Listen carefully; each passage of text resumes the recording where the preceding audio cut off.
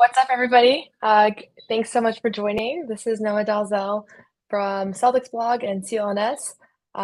Excited to be here. I'm actually home right now, and I'll just start off the bat. This is not my home, but this is going to be my green screen when I am home. So no TD Garden for you today because the Celtics had an off day, which I think is pretty well deserved after the game that they gave us yesterday. And so we'll do the usual thing today where I'll provide a little bit of an update on kind of everything that happened last night. I'm sure everybody's pretty tuned in from watching game one. Really just such an exciting game. Just being in the Garden, I can say probably the best Celtics game I've ever attended as far as just atmosphere and how the team played and everything. And then again, as always, I'll answer questions. So please feel free to jump in the chat, ask any questions you might have. And yeah, really excited to be able to kind of share a little bit more context on kind of everything that we saw yesterday. And if you're watching this on Twitter, I encourage you to join on YouTube. And on YouTube, you'll be able to see a whole lot more. You'll be able to actually write in the comment bar, and I can answer your questions there. And see a comment about someone being at game two, which is super exciting because I could say game one was just a phenomenal environment from the jump. There was just so many people there, so many people in attendance, so much media. It was just a circus, really. It was unlike anything that I've ever experienced. Nothing like the Eastern Conference Finals, really night and day from that experience. And so I'll just start off by saying just high-level thoughts from game one, and then I'll answer questions. So feel free to write whatever in the comment bar, and I'll go through those and make sure I got to most of the questions yesterday, so I'll try to do that again today. But I thought that it was a really impressive win for the Celtics. And obviously taking a 1-0 lead in the finals is always going to be exciting. But for me, it was just the fact that they came out so strong. Obviously, Kristaps Porzingis looked amazing in his return. That was the thing that kind of stuck out to me the most. Probably the thing that stuck out to most people, just because we literally didn't know if he was going to look healthy, if he was going to be mobile, if he was going to be able to contribute to the team. We just didn't know. And so I think the idea that he not only looked like himself, but actually had like one of his best games ever as a Celtic, all things considered, I mean, given the stakes, was kind of the big storyline from the night. And then I would say Jaylen Brown was the other big storyline. Just the way that the intensity that with he played. I thought today, I think he stole the ball from Luka off the dribble 3 times. Finished with three steals, 3 blocks. Defensively, I thought he was enormous. Also, just in that run when they had this 28-point lead, lost the lead, and then it went down to an 8-point lead, and then the Celtics went on a 14-0 run, and Jaylen Brown was just huge during that run, both hitting some points, also just on the other end, defensively making big plays, finding passes, all that. And so, yeah, I would just say, it was impressive the way they responded to Dallas's response and then still made it a blowout. Joe Mazzulla has talked all year about how this is one of those things that you don't get to – it's not just – you don't get to avoid blowing a lead. Like, you're in the NBA, the other team is going to respond, so it's all about what does that response look like.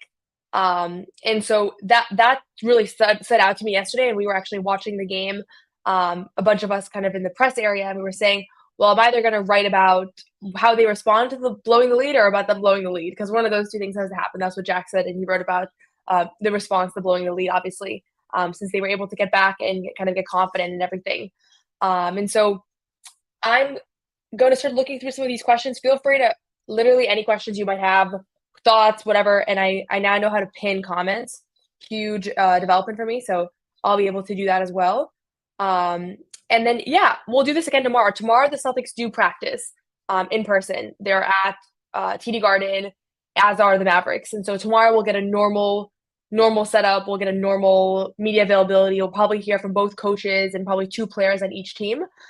Today, the Celtics had a community event. So Jordan Walsh, Al Horford, Luke Cornett, I believe Derek White were there as well, as they were unveiling a new basketball court.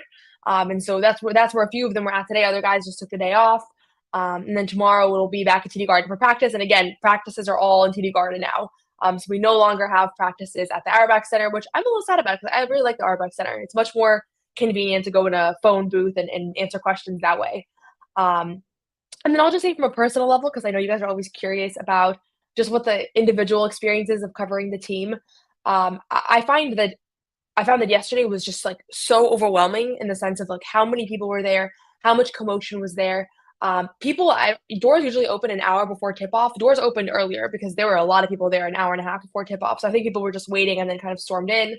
And so just all the excitement and all the energy was really awesome.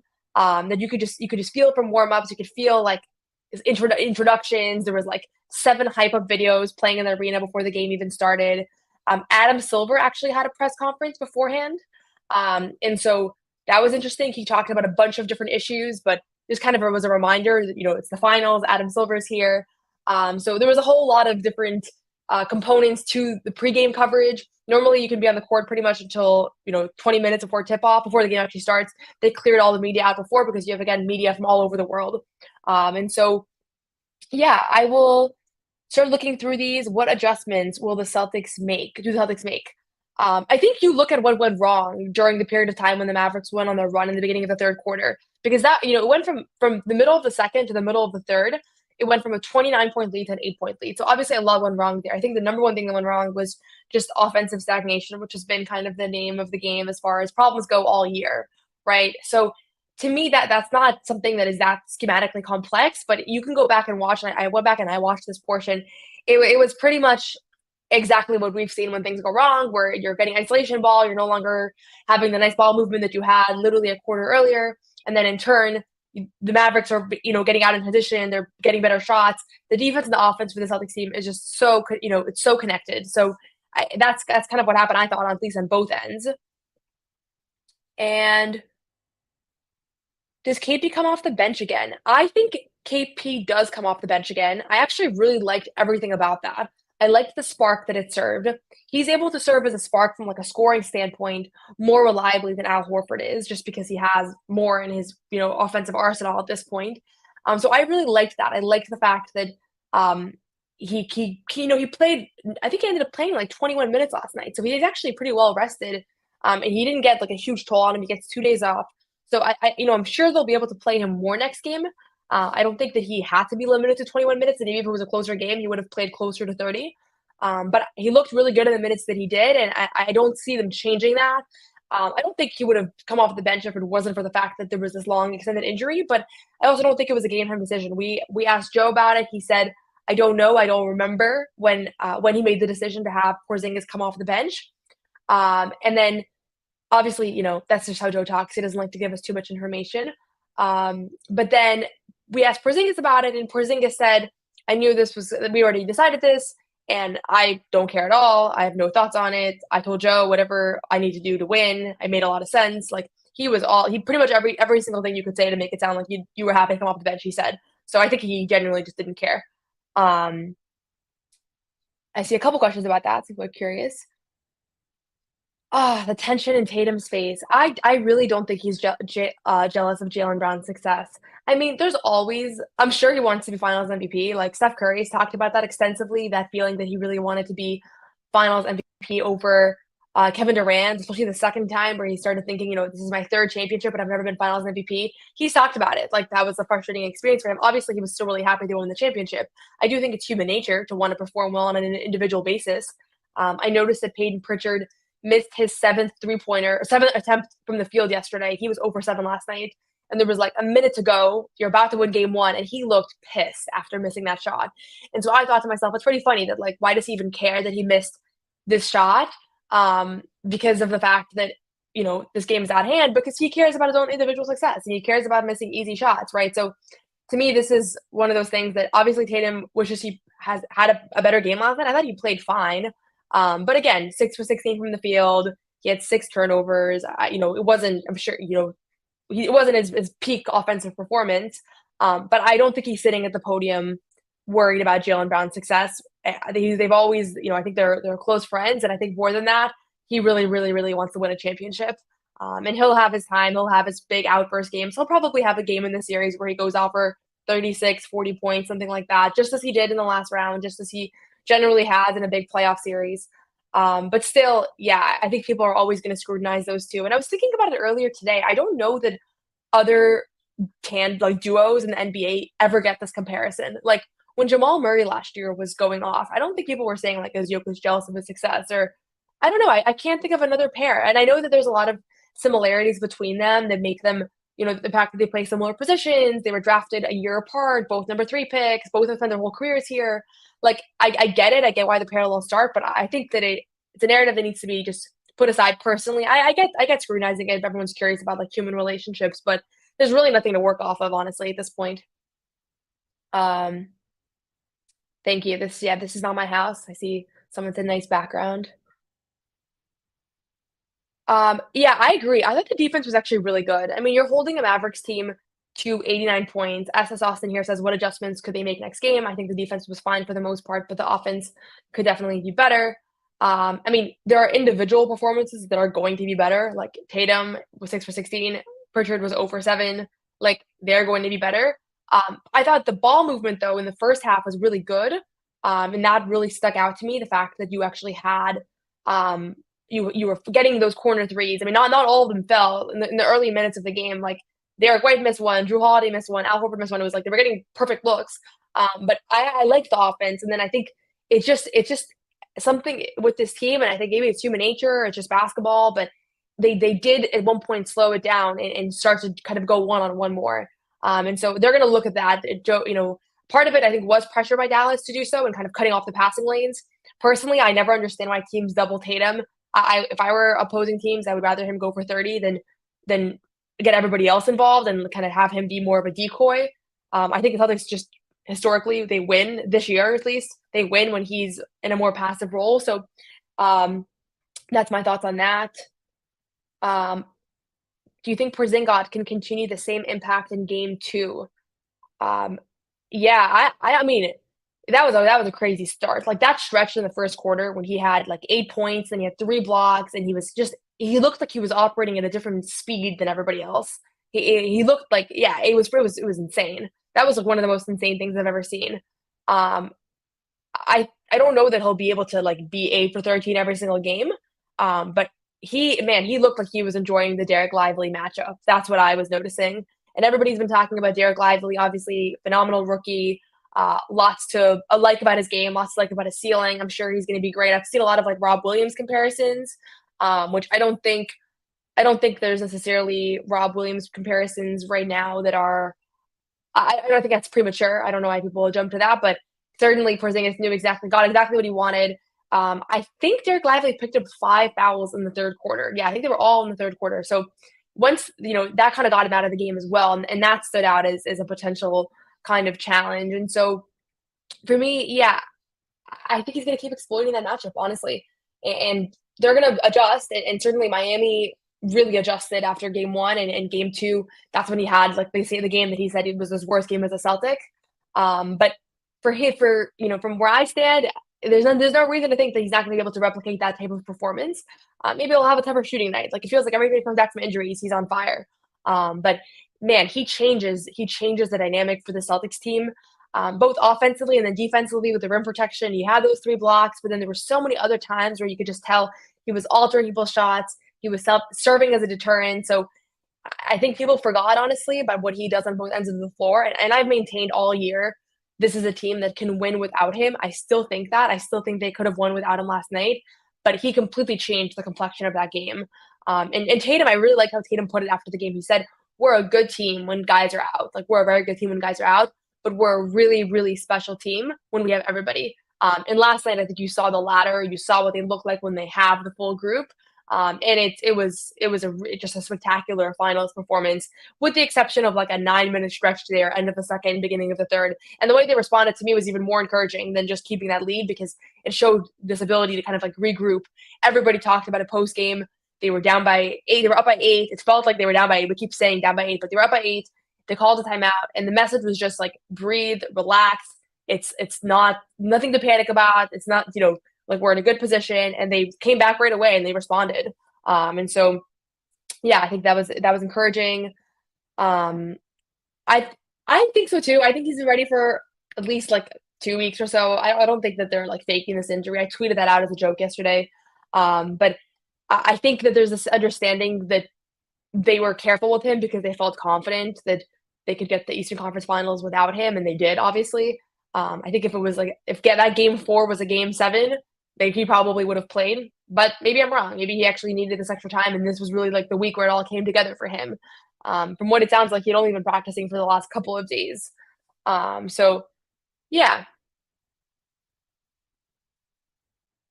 let's see what else.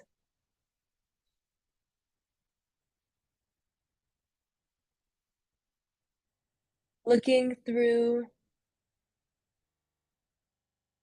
there's a bunch of questions here. I'm trying to think which one to choose. Will Jaylen Brown have a 40-point game this series? Yeah, I would probably predict so. Just like it seems to be like that's where he's headed. He had a 40-point game last series. I don't know if it's going to be needed. One of the things that was really cool last night is that nobody took more than 16 shots, and Tatum took 16, and the last few were like in the closing minutes. There was a point where Kyrie had 19 field goal attempts. Luca had 26, and nobody in the Celtics had attempted more than 12. And so to me, it was just like a perfect example of you just have this obvious feeling of everybody's sharing the ball. There's nobody that needs to go off. And people get frustrated because they want to push their like Jason Tatum for MVP agenda or their Jaylen Brown all NBA agenda. And the reality is it's like this is the finals, right? Like nobody cares about stats. So maybe someone goes off. I wouldn't be shocked if either Jaylen or Jason had a 40-point night. But ideally nobody needs to. Ideally it's a night like last night where the leading scorer of the game had 22 points and that was or yeah, 22 was Jaylen Brown. He was the leading scorer for the Celtics. They had six guys in double figures. All of the starters and then Porzingis were in double figures, and then Sam Hauser had eight. So they almost had seven players in double figures. And so they're better off when they have that well-rounded scoring efforts. So many times I feel like you see these big outburst nights, and then it's like going into overtime, right? Like it's usually not a good formula for this team. And so that's why it was hard to when you're comparing it to other people. When you're comparing like Luca to Tatum, it's like it just you can't really compare those things just because they have completely different roles. And so yeah, game two is huge for the Mavs. I think game two is huge always, like especially because right now, like if the Mavericks win game two, they have all the momentum. They have home court. They're going back to Dallas. They're coming off a win. If the Celtics win game two, they're putting the Mavericks in a very difficult position. But obviously, we also know that the teams have come back from being down 0-2. And Drew Holiday has been on the other end of it as a Milwaukee Buck in 2021. You know, the Bucks went down 0-2 versus the Sun, and then obviously went back to Milwaukee and won four in a row. And so that's what makes my confidence in this team really high. Is this idea that like everybody on the team has had such a unique set of experiences that collectively you really have a sense of like we've experienced it all. Like they were talking about last night, they won game one. We've won game one of the finals before, right? That was 2022. Derek White was here, Al Horford was here, Jalen and Jason were here. So nobody was celebrating excessively or anything like that after game one because they know that that doesn't mean anything, and they know you can lose in six and have a humiliating finish to the series, which is what happened in 2022, right? Drew Holiday also knows that if you go down 0-2, that doesn't mean anything, right? So I guess that wasn't really your question, but I do think that this is one of those things where everything's in perspective and the experience is just absolutely shining through with this group. It's funny to say because I feel like the Celtics have been like a young team for the last couple of years, but they are not the young team in this series. They are the experienced team. Obviously, Kyrie is like the oldest player from the Stars, but or I guess Drew, but I don't know if, maybe not in the top four stars. But overall, this is a Celtics team that has way more experience than the Mavericks does, and you could see it last night. You could feel the moment was the lights were bright, not in a way where like the Mavericks choked, but you could just feel that the Celtics were more prepared for that moment. And so, yeah, that what to me was something that really stood out was just the veteran experience. They've been talking about it for this entire 9-day break. Al Horford has been talking about how last time felt like a roller coaster, this time didn't. And so, yeah, it's pretty cool. It's pretty cool to see like them all the things that they've gone through over the last years play out. And Jason Tatum talked about it last night. He said, me and Jalen have been in these positions together for a long time now, where we know we have to step up for the moment. We know what it looks like. I think the Jays are genuinely happy for each other's success. I really do think that. Corner threes, this is a good comment by Joe Carter. Yeah, like the Mavericks live off of corner threes and lobs, and like they didn't get either of those things last night. And that was not a coincidence. That was a schematic priority of theirs. And I'm sure, Dallas is gonna counter, but yeah, certainly that was a cool thing to see that just really just taking away the things that have made them so dynamic this postseason. Does Jeff Van Gundy have a lot of influence with the game plan? It's tough. He's literally everywhere. I see him hours before the game sitting on the bench. Um, he's obviously very engaged with the team and everything, but he's not an official member of the coaching staff. He's an advisor. I've heard rumblings that you may have seen reports that he might join the coaching staff next year. I wouldn't be surprised because they're going to lose guys. They're already losing Charles Lee to the Charlotte Hornets job. They might lose Cassell, or there's several guys on that bench that are very, very much in high demand. So someone like Jeff Van Gundy, I've only heard positive things about his influence. Brad Stevens has praised him every time he's been asked. Like, this guy is a basketball genius, but he's so humble. We love having him around. So I don't know. I'm sure Mazzulla picks a lot of people's brains, but that's not the kind of thing that we really have insight into because I don't even know who the scout was for this team. I'm so curious which of the assistant coaches was the scout because the way that they do it is they have different assistants scout different teams. And so you might have, there was someone scouting for OKC, there was someone scouting for the Timberwolves. And so if you're the guy like the Mavericks ended up going to the finals, like kind of the pressure's all on that guy. Mazzulla talked about how in 2022, the Warriors were not his scout. So in that series, he didn't have a huge role. He kind of took a back seat because somebody else was the scout. So I'm curious. Yeah, I'm curious who the scout was. I think it's not something that they would ever tell us, but maybe it's worth asking, and maybe I'd be surprised if they tell us because we see the assistants every day. Like they're all very nice. They're all when we take photos of warm ups and everything, we're sitting right next to them. So it'd be cool to know. Um, okay, I'm seeing a couple of these comments. I have to disagree. I wish the final schedule was like the Eastern Conference final schedule every other day. This is the key, I think, to the Celtics is that you have the 2-day rests. As a fan, sure, like it's you want to just get the next game going, especially after actually, I guess after a win, you can bask in the win more. After a loss, you definitely want to play soon after. But Al Horford, he just plays so much better when he's well rested. Like, I don't know if people noticed defensively how good he was last night. He was so good on Luka. He was so good on switches. He was so much better than he looked in the Eastern Conference Finals coming off of a 1-game rest.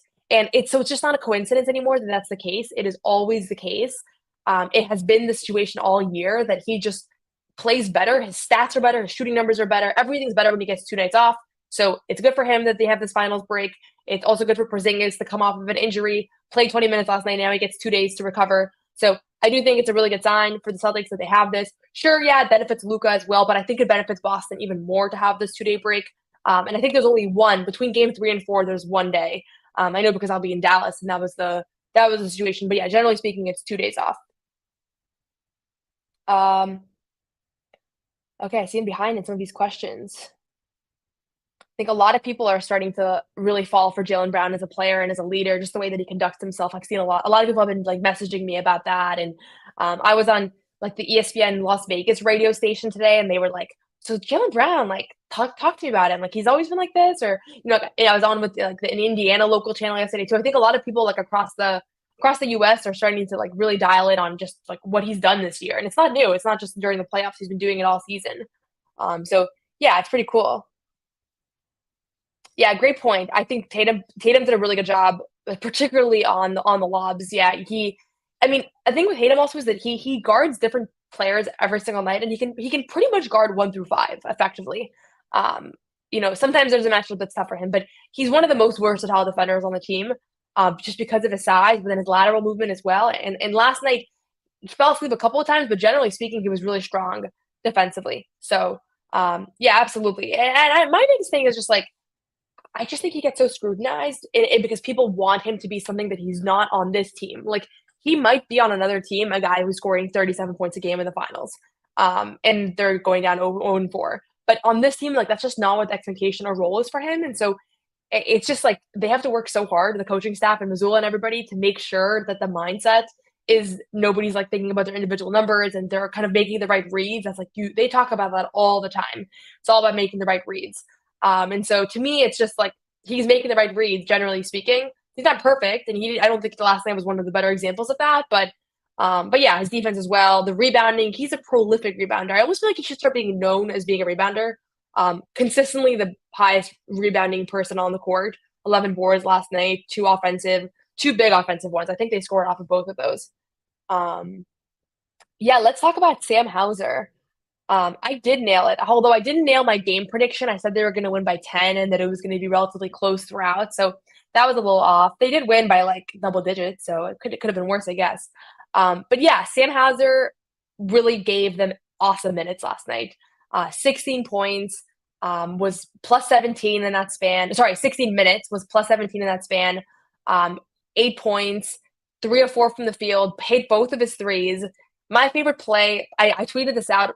Maybe my favorite play watching basketball was Porzingis blocked Kyrie, I believe, on one end, and they pushed the ball. Drew Holiday finds Sam Hauser in the corner. I was filming it on my phone. I knew that the ball was going to Sam Hauser, so I already started zooming into him before he even caught the ball, which was funny because you could see me doing that on the video. And then he turns to the team and celebrates, and there was just like this defense to offense connection. And then obviously Sam Hauser is thrilled that he finally got two to go. He was 2 for 2 last night, so didn't get like a ton of looks, but certainly capitalized and was a big part of that run. And then more than that, I would say defensively, he looked much better than he looked in previous series. So I do think the offense and defense with him are connected. Like whether it's fuel, I don't think it's intentional. Like I'm not shooting well, I'm going to be lazy. I don't think it's that, but it certainly gives him a boost when he's hitting. So that was a great bounce back for him last night.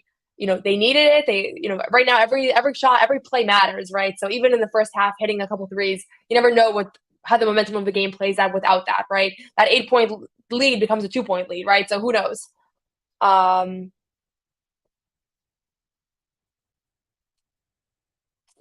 Felt like Lively clearly had a directive to be super physical, and it seems to disrupt KP. I mean, yes and no, because he was physical, but he got picked up 5 fouls. So I think he's going to have to respond to that and figure out how to bounce back. And you can't pick up 5 fouls in a span of a quarter, right? So he can be physical, but they were calling it mostly last night. I thought they missed a few. If it's just single coverage, like a little bit of like wrist slapping, I don't think that's going to get it done for the Mavericks personally. So we'll see though. Porzingis definitely has like experiences where he has been rattled by physicality, and I go back to game 2 of the first round versus Miami. So yeah, certainly like it's something that you want to watch out for. I realize here I'm 15 minutes behind in the questions. I realize how early I am, and thanks everybody for tuning in. I see we have 1,080 people on, which is awesome across a bunch of different platforms. I'll just plug. I see right now of all the people that are watching, of the 1,080 people, only 34 are watching on my YouTube channel, which is totally fine. But do subscribe to my YouTube channel because I will be posting some exclusive content there as well. It's Noa Dalzell NBA, same as my Twitter headline. Just gonna scroll through these. Appreciate the nice comments. Let's see.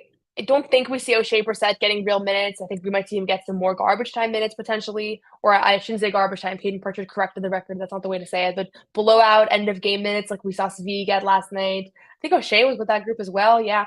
Luke got a few of those as well. Yeah,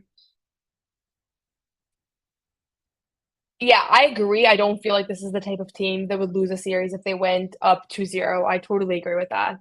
I think it's just a question of I don't think it's going to be a sweep, but even if they drop one of these next few, you're probably in a position to put this away in 5 and 6. I had them in 6. I stand by that. I still have Celtics in 6, so I'm not gonna go back on that prediction. But they've shown that mentally they're resilient and they're okay with any obstacles that they might face. They're okay with things going. The Mavericks going on a big run. They're going to be okay if they drop game 2. If they go up 2-0, I think they'll still be strong on the road. They have yet to lose on the road this entire playoff run. And also, I'll say they're on an 8-game win streak right now. It's the franchise record 8-game postseason win streak. So that's pretty cool as well. I see some of my background is distracting. I apologize. It's not great. The background's not great. It's because I don't have a real green screen behind me. It's like my bed, which it would be even more distracting if you saw my actual room. I promise you. So I got to figure out. Maybe I'll set up a little corner of my room or something. Is the league a cakewalk, or are the Celtics this good? Tim Campbell says. I think the Celtics are this good, honestly, because everybody's been talking about the gauntlet of the West. I do think Dallas was like a better matchup for the Celtics than most teams were going to be. I do think that's true. Most teams in the sense of like I thought Minnesota. I don't know. I like Minnesota as well. Denver was the only team that really scared me from the West. But the league is very competitive right now, right? Like there was elite teams coming out of the West. Everybody was saying like the top 6 teams in the West were all elite. And then Dallas was the one that came out on top, right? So yeah, I think the NBA is filled with talent, record talent, but you have a team here that essentially has 5 guys that could be all-stars at various points. Like Drew Holiday last year was an all-star. Porzingis was an all-star 2 years ago. Jalen and Jason are all-stars right now. Derek White probably should have been an all-star this year. So, like, this is just an incredibly talented team that's totally bought in. And Drew Holiday had a quote on Media Day that really stuck out to me. He said, this is a very talented team, and I've played for very talented teams, but this team is also very special in the way that everybody's so selfless. And so that's what I think has made them work, honestly. So I totally understand like this idea that people are starting to question, like, has this path been easy because they have been so dominant. I think they should just enjoy the fact that they're watching a great basketball team, honestly. Um, can we expect a huge D White game in the finals? I don't know. It's so hard. Like, I don't want to give like fake predictions because my guess is as good as your guys' honestly. But I mean, Derek White has stepped up for the moment. I thought he had some big ones last night. 5 of 11 from the field. He finished with 15 points, kind of a quiet 15, but you know, he was very solid. And Drew was solid. Drew, I saw today, his finishing around the rim has been exceptional. So yeah, um, yeah, it's pretty cool to see just like how every guy can go off at different time. And what will be cool is if they can get this done and win the championship. It's going to be such a full team effort. There's ultimately going to be this understanding that like Porzingis had game one, Derek White had the first round, Jalen Brown had the conference finals, like Al Horford had his huge. It was a game five versus the Cavs where he just had this like incredible closeout game. So everybody's having their moments. Drew Holiday has surely had his moments, and so yeah, it's been pretty cool to watch. Just like if people take their turns, maybe a huge D White game is on the horizons. We really don't know. Um, Damn, there's a lot of questions. I'm getting distracted trying to pick one. Let's see. I think the Pacers are a more dangerous offensive team than the Mavs. I mean, they were the best rated offense all year, and I mean after the Celtics. So in effect, I think the stats would back you up there. They don't have the names, and so people don't. I think people look at like Luca and Kyrie and think like that's the toughest offense to go up against. But yeah, effectively, that's correct. Um, let's see. So some of these comments are making me laugh. I will say I played pickup earlier today. Someone asked who's better, me or Bobby Manning. I don't know. I think we're a good matchup, but well, I did play pickup earlier today with some people from the J King organized. I didn't know a lot of the people that were there, but that was some high level basketball. There was like people were dunking on each other. At one point, people made like 10 consecutive threes. I was a little over my head, I will say, but it was a lot of fun. But our Celtics only beat games are a little bit more up to my speed, I would say. When you got the whole league involved, it was like league officials were there, a lot going on. Um, yeah, Team USA. I mean, Julius brings up a good point. You could just make the Celtics starting lineup to Team USA. Well, actually, you couldn't because Porzingis and Al Horford are non-American. But Drew Holiday and Tatum will both be on Team USA. And Drew Holiday, I think this playoff run has really cemented to people why he was a Team USA guy because he just does a little bit of everything.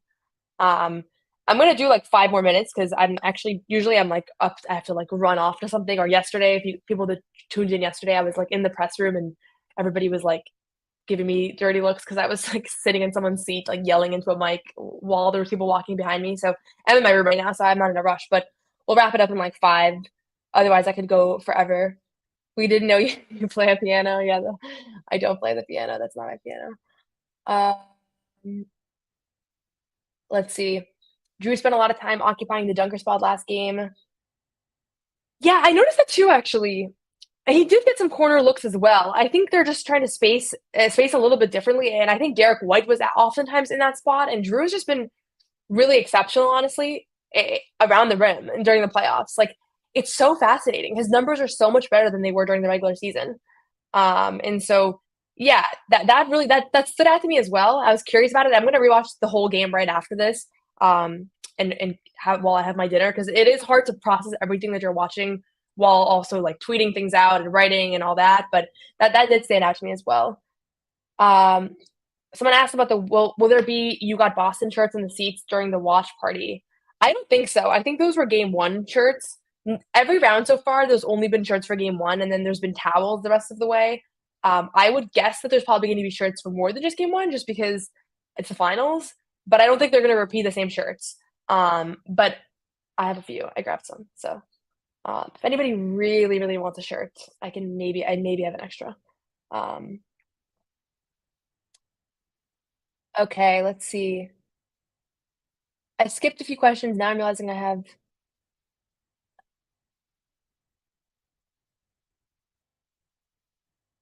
Coach Mazzulla. Let's talk about Mazzulla for a sec before we wrap up here. Um, and thanks everybody for joining. I had this idea to start this on literally on Monday night, and a couple of my friends helped me. Jack helped me with all the graphics. Ahmed's been helping me now that I'm doing this with CLNS.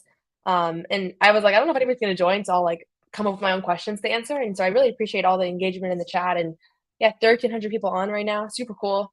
I'll keep doing this daily until I said my guarantee was until they win the championship. So hopefully I can wrap this up in 2 weeks and then figure out some other podcast form. If not, you guys are going to be hearing from me every day for the next year. Um, yeah, but on Mazzulla's note, yeah, he has been awesome. He has been, I think, from a mindset standpoint, Kristaps Porzingis had a great quote about him last night. He said, he says exactly the right thing. He said, sometimes we need him to be emotionless. We're stressed out. We see that we're all kind of frantic. He comes in and he's like stoic and he just tells us to breathe and relax and kind of get over ourselves. And then other times people will, maybe they're a little bit flat and he comes in and he's emotional and full of energy. And so he's like, he knows us so well. He knows how to read us. And then he reacts the same way. It reacts accordingly. So from an emotional standpoint, I think there's just 100% buy-in towards Mazzulla right now. Everybody like has constantly maintained that. Al Horford said like that spoke about the relationship. Porzingis has been praising him all year. Derek White said like what he's done for my confidence. Jaylen Brown, who I think is less someone who's like going to go out there and just like gush about someone. He said, the coaching staff, Mazzulla, like we've been so much more organized, so much more prepared. So to me, it's like he has been clearly so comfortable in his role, and then like it's so hard to evaluate like schemes and like who's playing well and who's out coaching who. Everyone's like, oh, like Jason Kidd versus Mazzulla. Like you don't really know because you don't know whether it's execution, you don't know whether it's other people's influence on the coaching staff. So I have a hard time like really evaluating someone's like how someone coached a series, except for super obvious things like rotation. That they're like that sometimes like is very clear to see. But yeah, from what we see, it looks like Joe has done a really great job. And more importantly, I would say, you know, Brad Stevens has, he's fully bought into this guy, and there's a reason for it, and we're seeing it now. And the team is fully bought in, and everybody's talking about like, is he going to get fired if they lose? He's not going anywhere, even if they lose this series, which I don't think they will. But I think he's here for the long haul. He's a young guy. Everybody appreciates him, and it's been 3 coaches in 3 years, so he's sticking around. And yeah, so I'm going to wrap this up. We're just under 40 minutes. I'm going to do this again tomorrow. There's media availability at like 1:30, and then for Dallas, and then the Celtics I think are 2 or something like that. So follow along on Twitter. I'll be posting all my usual clips, quotes, videos of practice, videos of things that people have to say. We'll hear from 2 players, 2 coaches. Before you tune off, please subscribe to my YouTube channel. It's Noa Dalzell NBA. Let me put a link in because for some reason, even when I search it on YouTube, I've done so many YouTube videos for different podcasts this year that I feel like it just doesn't come up. But please subscribe because I'm going to start posting a bunch of stuff on there like next year as well, like interviews that I do with folks and different things. Damn, I'm getting so many nice piano comments. I hope everybody knows this is not really my piano. I'm going to get a better background though. Okay, that is my YouTube channel. It's loading. Subscribe. Oh, who put that in there? Is Ahmed on this? Cool. So yeah, thanks everybody. I'll wrap it up here and I'll be back on live tomorrow, probably around like 4 o'clock. I'm going to look at the schedule and see what makes the most sense. And then I'll be calling in live from TD Garden. Thank you.